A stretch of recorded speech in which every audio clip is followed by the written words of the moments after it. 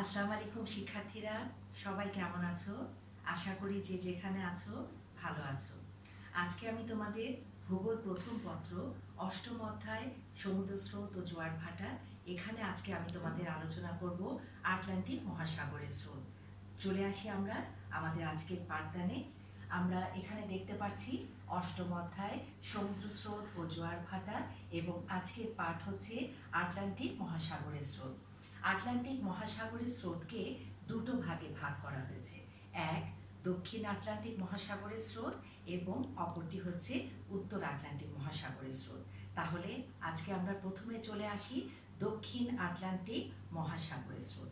দক্ষিণ আটলান্টিক মহাসাগরের স্রোত আমরা যে পয়েন্টসগুলোর আলোকে আলোচনা করব সেগুলো হচ্ছে কুমেরু স্রোত, বেঙ্গুয়েলা স্রোত, দক্ষিণ নিরক্ষীয় স্রোত, ব্রাজিল স্রোত, এবং সর্বশেষ হচ্ছে ফকল্যান্ড স্রোত। তাহলে আমরা চলে আসি, আমরা দক্ষিণ আটলান্টিক মহাসাগরকে আগে একটুখানি দেখে নিই।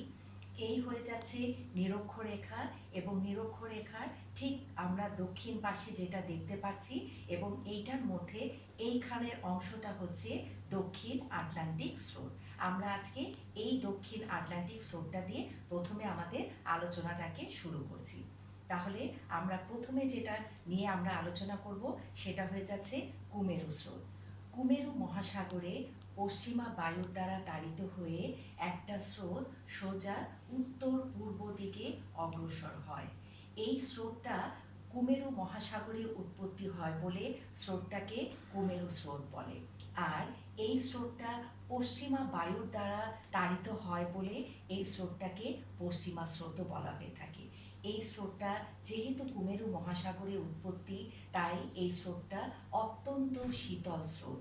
অতঃপর এই স্রোতটা উত্তর পূর্ব দিকে অগ্রসর হয়ে এখানে তোমরা দেখতে পাচ্ছ এটা হচ্ছে আফ্রিকা। আফ্রিকার পশ্চিম উপকূলে স্থলভাগে বাধাপ্রাপ্ত হয়ে স্রোতটা দুটো শাখায় বিভক্ত হয়।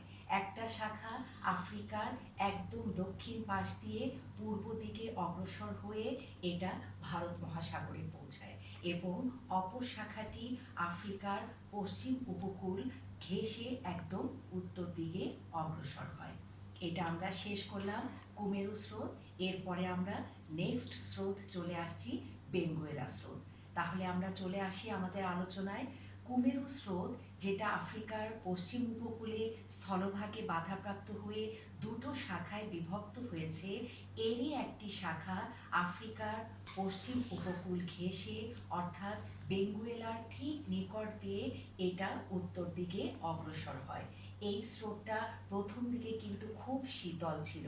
যেহেতু এটা কুমেরু মহাসাগর থেকে আগত, তাই এই স্রোতটা অসম্ভব শীতল ছিল, এবং যতই এটা ধীরে ধীরে উত্তর দিকে অগ্রসর হয় ততই এটা শীতলতা হারিয়ে এটা ধীরে ধীরে উষ্ণ হতে থাকে। তাহলে এই বেঙ্গুয়েলার নিকট দিয়ে স্রোতটা প্রবাহিত হয় বলে এই স্রোতটাকে বেঙ্গুয়েলা স্রোত বলা হয়ে থাকে। এরপর আমরা চলে আসি আমাদের থার্ড পয়েন্ট, দক্ষিণ নিরক্ষীয় স্রোত। দক্ষিণ নিরক্ষীয় স্রোতটা হচ্ছে বেঙ্গুয়েলা স্রোত, যা উত্তর দিকে অগ্রসর হয়। নিরক্ষরেখার দক্ষিণ ভাগে এই স্রোতটা দক্ষিণ পূর্ব অয়ন বায়ুর দ্বারা তাড়িত হয়ে স্রোতটা সোজা পূর্ব থেকে পশ্চিম দিকে এটা গমন করে, এবং এখানে আমরা দেখতে পাচ্ছি দক্ষিণ আমেরিকা। দক্ষিণ আমেরিকার পূর্ব উপকূলে রয়েছে সেন্ট রক অন্তরীপ। সেন্ট রক অন্তরীপে এসে এই নিরক্ষীয় স্রোতটা দুটো শাখায় বিভক্ত হয়। একটা শাখা উত্তর দিকে চলে যায় এবং অপর শাখাটি দক্ষিণ দিকে অগ্রসর হয়। আর এই দক্ষিণ নিরক্ষীয় স্রোতটা নিরক্ষরেখা বরাবর পূর্ব থেকে পশ্চিম দিকে অগ্রসর হয়, এবং নিরক্ষরেখার নিকটবর্তী বলে এই স্রোতটা হয় খুবই উষ্ণ স্রোত। এরপরে আমরা চলে আসছি আমাদের পরবর্তী স্রোত ব্রাজিল স্রোত। ব্রাজিল স্রোতটা এবার আমরা আসছি আলোচনায়। দক্ষিণ নিরক্ষীয় স্রোত, যা দক্ষিণ আমেরিকার পূর্ব উপকূলে সেন্ট রক অন্তরীপে বাধাপ্রাপ্ত হয়ে দুটো শাখায় যেটা বিভক্ত হয়, তারই একটা শাখা দক্ষিণ আমেরিকার পূর্ব উপকূল ঘেঁষে এবং ব্রাজিলের একদম নিকট দিয়ে এটা ক্রমশ দক্ষিণ দিকে অগ্রসর হয়।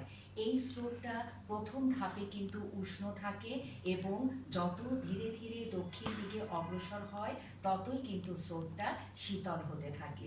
অতঃপর এই স্রোতটা দক্ষিণ দিকে যাবার পর ফোকল্যান্ডের উত্তর দিকে এই স্রোতটা পুনরায় পশ্চিমা বায়ুর দ্বারা তাড়িত হয়ে আবার এটা উত্তর পূর্ব দিকে অগ্রসর হতে থাকে।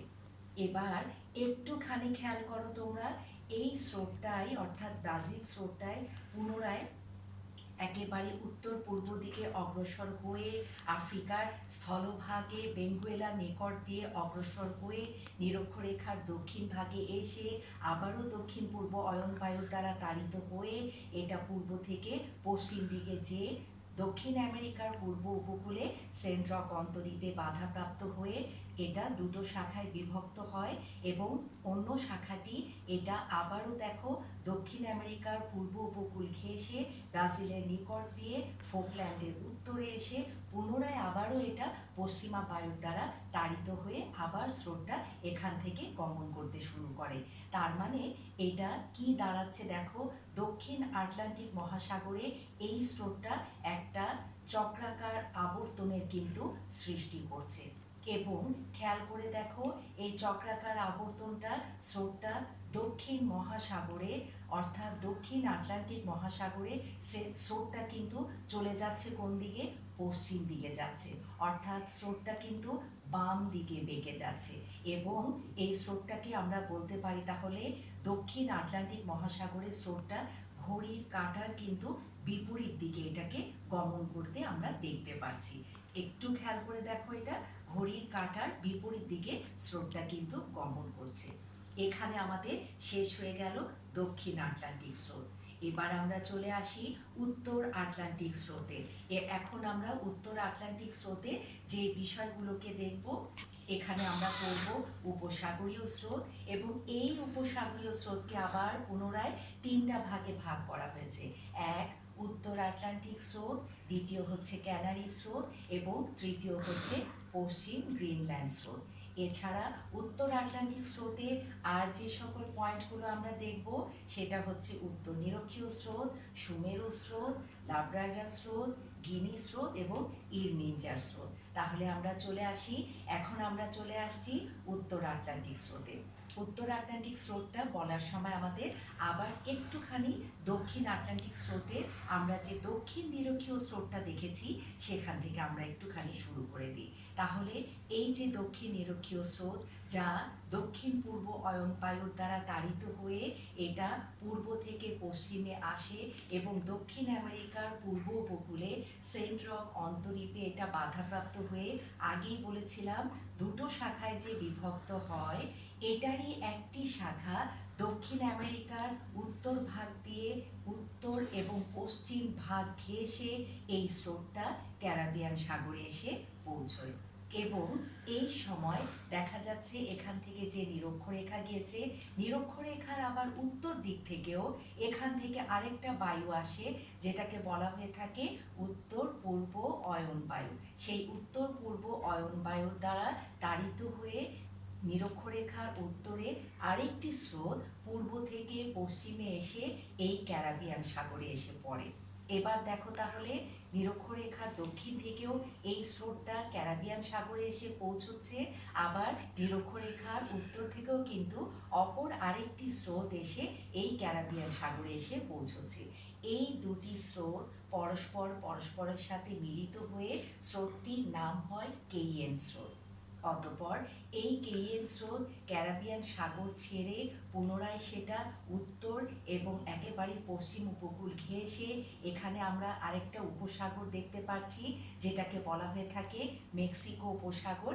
এই মেক্সিকো উপসাগরে এসে এই স্রোতটা পতিত হয় এবং সেই সময় উত্তর আমেরিকা থেকে পৃথিবীর দীর্ঘতম নদী মিসিসিপি মিসৌরি তার বিপুল পানিরাশি সহ এই উপসাগরে এসে পৌঁছয়, তখন এখানকার পানিরাশির যে স্বাভাবিক উচ্চতা তার তুলনায় কিন্তু উচ্চতা বেড়ে যায় প্রায় 1.2 মিটার, এবং এই সময় এখানকার পানির বিস্তারও কিন্তু বাড়ে প্রায় কিন্তু 80 কিলোমিটার, এবং এর গভীরতা হয় তখন প্রায় 600 থেকে 900 মিটার, এবং তখন এই স্রোতের গতিবেগ কিন্তু বাড়ে ঘন্টায়, অর্থাৎ প্রতি ঘন্টায় কিন্তু 8 কিলোমিটার বেগে।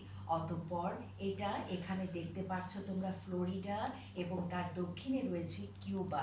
এই ফ্লোরিডা এবং কিউবার সংকীর্ণ অংশ দিয়ে এই স্রোতটা যথাক্রমে উত্তর এবং উত্তর আমেরিকার পূর্ব উপকূলে হ্যাটার্স অন্তরীপে এসে পৌঁছলে এটা আবার পশ্চিমা বায়ুর দ্বারা তাড়িত হয়ে স্রোতটা পশ্চিম থেকে একেবারে পূর্ব দিকে চলে যায়, এবং এটা গোটা উত্তর আটলান্টিকের মাঝামাঝি আসলে এই স্রোতটা কিন্তু 3টা শাখায় বিভক্ত হয়। তার একটা শাখা তোমাদেরকে একটু বলে দিই, এর একটি শাখা এখানে চলে যায়, দ্বিতীয় শাখাটি এদিকে চলে যায়, এবং তৃতীয় শাখাটি কিন্তু দক্ষিণ দিকে নামে।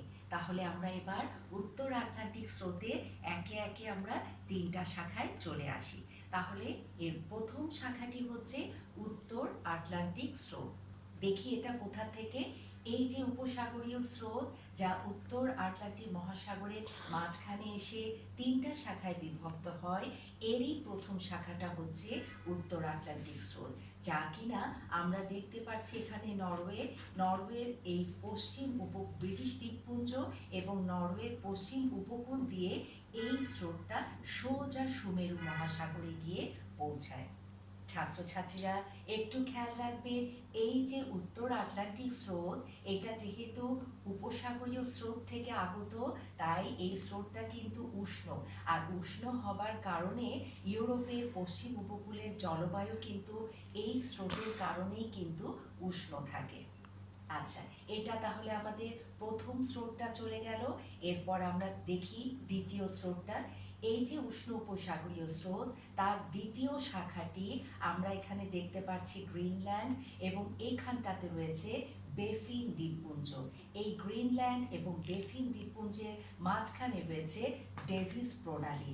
দ্বিতীয় শাখাটি তার গ্রিনল্যান্ডের পশ্চিম উপকূল এবং বেফিন দ্বীপপুঞ্জের পূর্ব উপকূল, এবং এই গ্রিনল্যান্ড এবং বেফিন দ্বীপপুঞ্জের মধ্যবর্তী ডেভিস প্রণালী দিয়ে এটা উত্তর মহাসাগরে গিয়ে পৌঁছায়।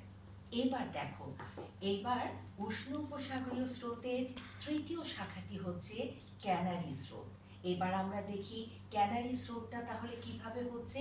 উষ্ণ উপসাগরীয় স্রোতের তৃতীয় শাখাটি পূর্ব দিকে বেঁকে গিয়ে পর্তুগালে গিয়ে এটা বাধাপ্রাপ্ত হয়, অতঃপর এটা পৃথিবীর আপর্তনের কারণে এটা কিন্তু দক্ষিণ দিকে বেঁকে যায়, এবং এইখানটাতে রয়েছে ক্যানারি দ্বীপপুঞ্জ। ক্যানারি দ্বীপপুঞ্জের ঠিক নিকট দিয়ে স্রোতটা কিন্তু দক্ষিণ দিকে আগত হয়। এই ক্যানারি স্রোতটা কিন্তু উষ্ণ উপসাগরীয় থেকে আসায় এটাও কিন্তু উষ্ণ স্রোত, তবে সুমেরু মহাসাগর থেকে অত্যন্ত শীতল একটি স্রোত ক্যানারি স্রোতের নিচ দিয়ে এসে ক্যানারি স্রোতের সাথে মিশে এই স্রোতটাকে কিন্তু শীতল করে ফেলে, যার ফলে এই শীতল স্রোতের কারণে আবার দেখা যায় আফ্রিকার এই পশ্চিম উপকূলের জলবায়ুগুলোও কিন্তু শীতল থাকে। আর এই ক্যানারি স্রোতটা ক্যানারি দ্বীপপুঞ্জের পাশ দিয়ে এটা অগ্রসর হয় বলে একে ক্যানারি স্রোত বলা হয়। তবে এই স্রোতটা যতই ধীরে ধীরে দক্ষিণ দিকে এবং নিরক্ষরেখার সন্নিকটের কাছে আসতে থাকবে, ততই এটা কিন্তু শীতলতা হারিয়ে আবার ধীরে ধীরে এটা উষ্ণতায় পরিণত হয়।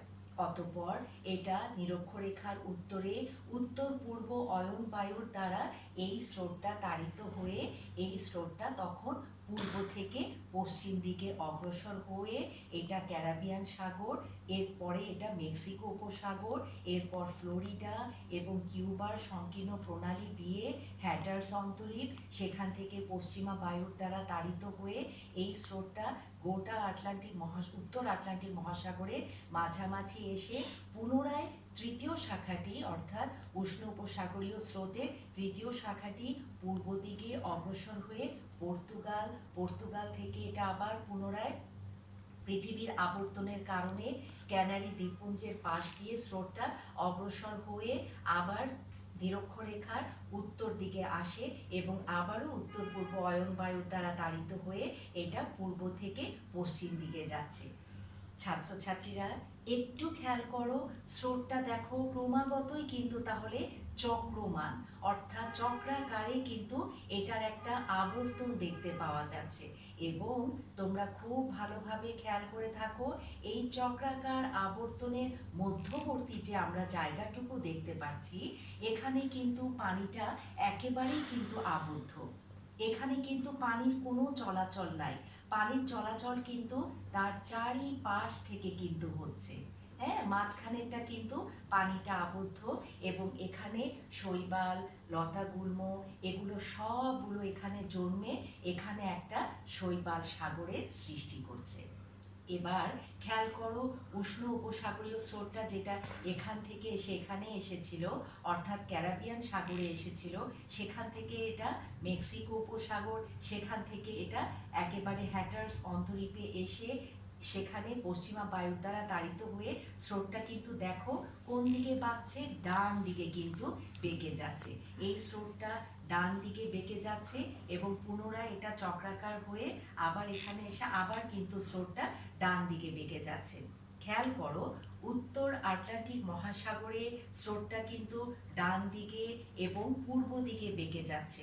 আবার দেখো একটা জিনিস, এটা কিন্তু ঘড়ির কাঁটার দিকে বাঁকছে। তোমরা যদি মানচিত্রের দিকে ভালোভাবে খেয়াল করো তাহলে দেখতে পারবে অ্যারোটা, এই অ্যারোগুলা থেকেই বোঝা যাচ্ছে যে স্রোতটা সবটাই কিন্তু পূর্ব দিকে বাঁকছে এবং আমরা দেখতে পাচ্ছি এটা ঘড়ির কাঁটার দিকে এটা ঘুরে যাচ্ছে। কিন্তু অন্যদিকে দেখো, দক্ষিণ আটলান্টিক মহাসাগরে এটা আমরা দেখেছি ঘড়ির কাঁটার বিপরীত দিকে বাঁকতে এবং এটা বাম দিকে বেঁকেছে। এটা কিন্তু উত্তর আটলান্টিক মহাসাগরের স্রোতটা ডান দিকে বেঁকেছে এবং এইটা ঘড়ির কাঁটার দিকে এবং দক্ষিণ আটলান্টিক স্রোতটা ঘড়ির কাঁটার বিপরীত দিকে বেঁকে গেছে। তাহলে আমরা উষ্ণ উপসাগরীয় স্রোতকে যে তিনটা শাখায় বিভক্ত করেছি, একটি শাখা চলে গেছে উত্তর আটলান্টিক স্রোত রূপে সুমেরু মহাসাগরে, আরেকটি শাখা চলে গেছে পশ্চিম গ্রিনল্যান্ড স্রোত রূপে সুমেরু মহাসাগরে। তাহলে দেখো, উত্তর আটলান্টিক স্রোত সুমেরু মহাসাগরে, পশ্চিম গ্রিনল্যান্ড স্রোত সুমেরু মহাসাগরে এবং তৃতীয় শাখাটা ক্যানারি স্রোত রূপে এটা প্রবাহিত হতে আমরা দেখেছি। তাহলে আমরা উত্তর আটলান্টিক উষ্ণ উপসাগরীয় স্রোতে এই তিনটি শাখাকে আমরা এবার দেখেছি। এবার আমরা চলে আসছি আরেকটি স্রোত, এটা হচ্ছে উত্তর নিরক্ষীয় স্রোত। এবার আমরা দেখি উত্তর নিরক্ষীয় স্রোত, আমরা বরাবরই বলে আসছি এইটা হয়ে যাচ্ছে নিরক্ষরেখা। নিরক্ষরেখার উত্তর দিকে উত্তর পূর্ব অয়ন বায়ুর কারণে একটি স্রোত পূর্ব থেকে পশ্চিম দিকে প্রবাহিত হয়। এই স্রোতটাই হচ্ছে উত্তর নিরক্ষীয় স্রোত। যেহেতু নিরক্ষরেখার সন্নিকটে এই স্রোতটা, তাই এই স্রোতটা কিন্তু খুবই উষ্ণ স্রোত। এই স্রোতটা পরবর্তীতে গিয়ে পৌঁছচ্ছে ক্যারিবিয়ান সাগরে, যা কিনা তোমাদেরকে আগেও আমি বলেছি। তাহলে আমাদের চলে গেল উত্তর নিরক্ষীয় স্রোত। এরপরে আমরা চলে আসি সুমেরু স্রোত। সুমেরু স্রোতটা হচ্ছে এইখানটাতে রয়েছে সুমেরু মহাসাগর। এই সুমেরু মহাসাগর থেকে একটি অত্যন্ত শীতল স্রোত গ্রিনল্যান্ডের পূর্ব উপকূল দিয়ে এই স্রোতটা আগত হয়। এই স্রোতটাকেই বলা হয়ে থাকে পূর্ব গ্রিনল্যান্ড স্রোত। এই স্রোতটার মূলত আগমনটা হচ্ছে এটার মেরু বায়ুর কারণে। আমরা জানি মেরুতেও কিন্তু উত্তর পূর্ব অয়ন বায়ু প্রবাহিত হয়। এই উত্তর পূর্ব অয়ন বায়ুর কারণেই কিন্তু সুমেরু মহাসাগর থেকে এই স্রোতটা আগত হচ্ছে। দ্বিতীয়ত হচ্ছে আটলান্টিক মহাসাগর এবং সুমেরু মহাসাগর, এই দুই মহাসাগরের মধ্যে উষ্ণতা এবং লবণাক্ততার মধ্যেও কিন্তু একটা পার্থক্য দেখতে পাওয়া যায়। এই পার্থক্যের কারণেও কিন্তু এই সমুদ্র স্রোতটার সৃষ্টি হয়ে থাকে। তাহলে আমাদের চলে গেল সুমেরু স্রোত। এরপরে আমরা চলে আসি লাব্রাডর স্রোত।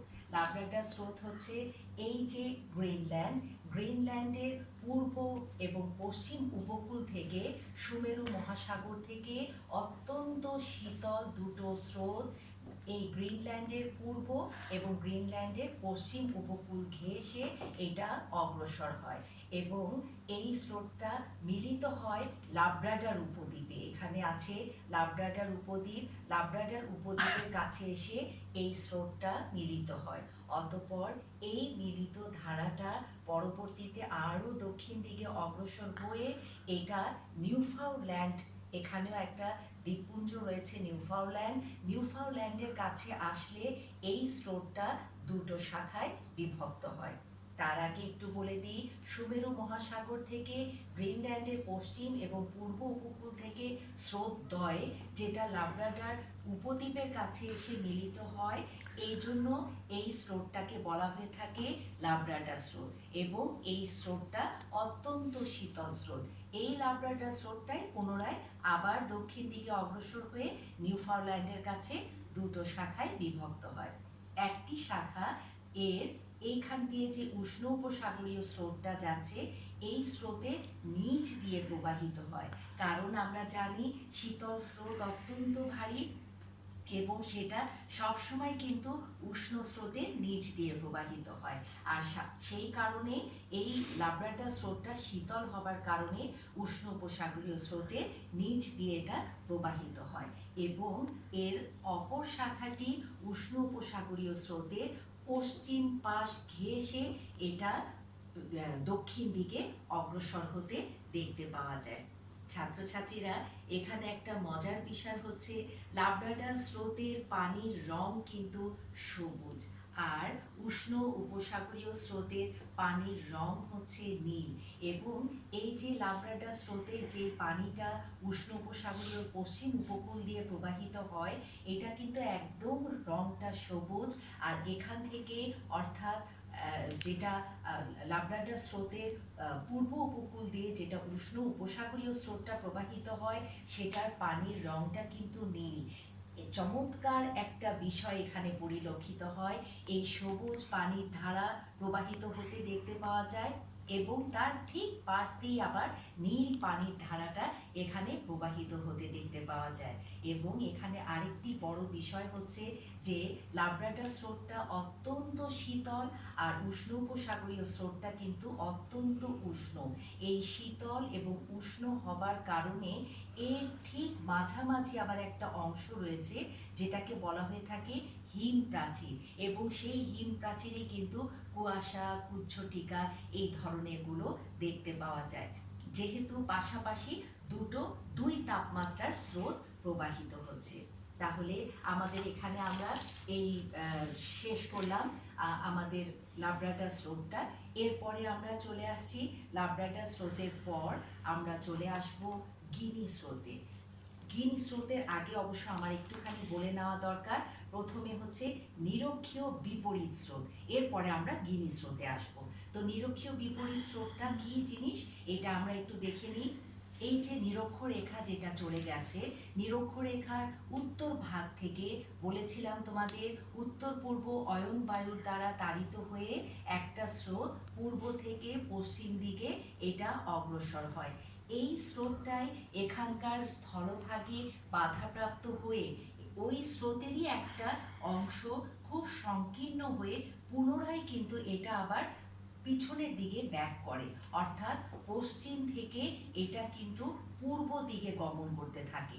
দেখো এখানে খেয়াল করো, নিরক্ষরেখার উত্তর নিরক্ষীয় স্রোত পূর্ব থেকে পশ্চিম দিকে স্থলভাগে যেয়ে বাধাপ্রাপ্ত হয়ে ওই স্রোতটাই কিন্তু আবার ব্যাক করছে পশ্চিম থেকে পূর্ব দিকে এবং যেই স্রোতটা ব্যাক করছে পশ্চিম থেকে পূর্ব দিকে সেটা কিন্তু অবশ্যই নিরক্ষরেখার উত্তরে এবং সেই স্রোতটাই কিন্তু পুনরায় পশ্চিম থেকে পূর্ব দিকে গমন করে যখন এবং আফ্রিকার পশ্চিম উপকূলে আসলে তখন ক্যানারি স্রোতের শাখাটা তার সাথে মিলিত হয়। এই মিলিত শাখাদ্বয় অতঃপর আফ্রিকার পশ্চিম উপকূল ঘেঁষে এটা গিনি উপসাগরে গিয়ে পৌঁছয়। তাহলে আমরা দুটো পরপর এখানে বলে ফেললাম, সেটা হচ্ছে এক নিরক্ষীয় বিপরীত স্রোত যেটা উত্তর পূর্ব অয়ন বায়ুর দ্বারা নিরক্ষীয় স্রোতটা প্রথমে চলে আসছে একেবারে পূর্ব দিক থেকে পশ্চিম দিকে স্থলভাগে বাধাপ্রাপ্ত হয়ে সেটা আবার ব্যাক করছে, যেটা ব্যাক করছে পশ্চিম থেকে পূর্ব দিকে, এটাই নিরক্ষীয় বিপরীত স্রোত। এবং এই নিরক্ষীয় বিপরীত স্রোতটা পরেই কিন্তু শুরু হয়ে যাচ্ছে গিনি স্রোত। অর্থাৎ এই নিরক্ষীয় বিপরীত স্রোত যখন আফ্রিকার পশ্চিম উপকূলে এসে পৌঁছয় তখনই কিন্তু ক্যানারি স্রোতের একটা ছোট্ট শাখা এর সাথে মিলিত হয়ে এই মিলিত শাখাদ্বয় আফ্রিকার পশ্চিম উপকূল ঘেঁষে এই গিনি উপসাগরে এসে পৌঁছয়। তাহলে আমরা দুটোই কিন্তু এখানে পেয়ে গেলাম, এক নিরক্ষীয় বিপরীত স্রোত পেলাম এবং পেয়ে গেলাম আরেকটি গিনি স্রোত। এরপর আমরা উত্তর আটলান্টিক মহাসাগরের সর্বশেষ স্রোত ইরমিনজার স্রোতে আমরা চলে আসছি। তাহলে দেখি ইরমিনজার স্রোতটা কোথায়।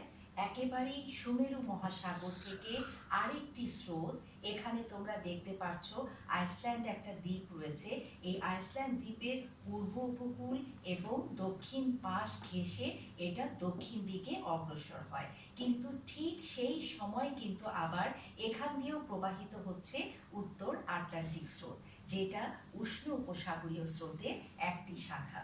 তো সুমেরু মহাসাগর থেকে যেই স্রোতটা আইসল্যান্ডের পূর্ব এবং দক্ষিণ পাশ থেকে আসছে এটাই ইরমিনজার স্রোত। এই ইরমিনজার স্রোতটা অগ্রসর হয়ে যখন দক্ষিণে আসে তখন এখানে একটা ঘূর্ণি স্রোতের মধ্যে এই স্রোতটা কিন্তু বিলীন হয়ে যায়। ছাত্রছাত্রীরা, আজকের পাঠদানটা আশা করি তোমরা বুঝতে পেরেছো। আজকে আমাদের পাঠদান এখানে শেষ হয়ে গেছে। তাহলে আমরা যে দুটো বিষয় দেখেছি, এই গোটা আটলান্টিক মহাসাগরীয় স্রোতটাকে দুটো ভাগে ভাগ করা হয়েছে। এটার ভাগটা কিভাবে, এই নিরক্ষরেখা বরাবর এটার উত্তর দিকে উত্তর আটলান্টিক স্রোত এবং দক্ষিণ দিকের হচ্ছে দক্ষিণ আটলান্টিক স্রোত। এবং এই দক্ষিণ আটলান্টিকে কতগুলো স্রোতই প্রবাহিত হয় যেগুলো তোমাদেরকে বলেছি, এবং উত্তর আটলান্টিক মহাসাগরেও বেশিরভাগ স্রোতগুলো উত্তর আটলান্টিক মহাসাগরেই দেখতে পাওয়া যায়, এবং সেই সকল স্রোতের বর্ণনাগুলো তোমাদের আমরা এখানে শেষ করলাম। ওকে, সবাই ভালো থাকবে, নিরাপদে থাকবে।